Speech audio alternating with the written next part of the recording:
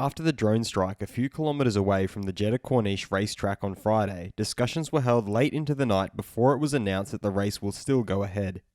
There were rumours that the drivers were reluctant to race but were convinced to do so. The drivers have now spoken about their feelings regarding the situation. I'm your host Dillon Shelley, and first up on Formula World, were the F1 drivers pressured into racing in Saudi Arabia? Red Bull's Max Verstappen started things off. We made that decision together, but after the weekend, I do think it will be talked about.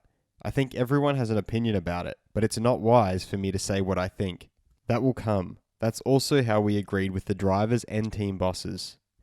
Ferrari's Charles Leclerc spoke along similar lines. I don't want to go into too much details on this subject now, but it's definitely a discussion that we should have once everything calms down and we'll look back at it, then we'll see. His teammate Carlos Sainz agreed as well. I agree. I think there will need to be discussions after this race, because clearly what has happened in the last 24 hours is definitely a point of discussion and consideration that we need to take going into the future. Mercedes driver George Russell and director of the Grand Prix Drivers Association seemed at a loss for words.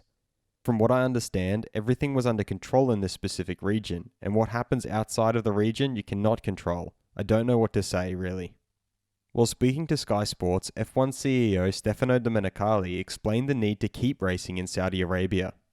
No, I think it is not a matter of question marks. It is a matter of understanding the situation for sure. We are not blind, but we can't forget one thing. This country, it is also true that Formula One in the sport, we believe is doing a massive step forward. Fast feed. Ferrari are impressive and their car is so competitive. They started early on this project last year. Our results after such an enormous effort last season is a real testament to the hard work of the entire team. Ferrari's Charles Leclerc feels there is plenty to learn from the qualifying in Saudi Arabia. We were quicker on used tyres than we were on new ones. We have to understand why that was so that we can put them in a better window next time. His teammate Carlos Sainz concurred by stating, interestingly enough, I've been fast and more comfortable on a used set of softs than on the new set.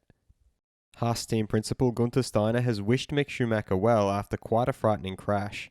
We hope Mick recovers quickly and is in a position to race again soon.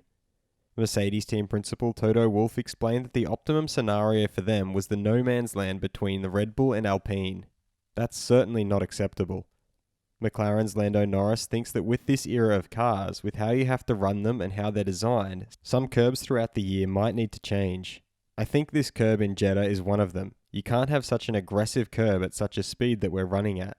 And the thing that makes it worse is how it's angled to come back and then curves around. You just get it a little bit wrong and it can be a big incident.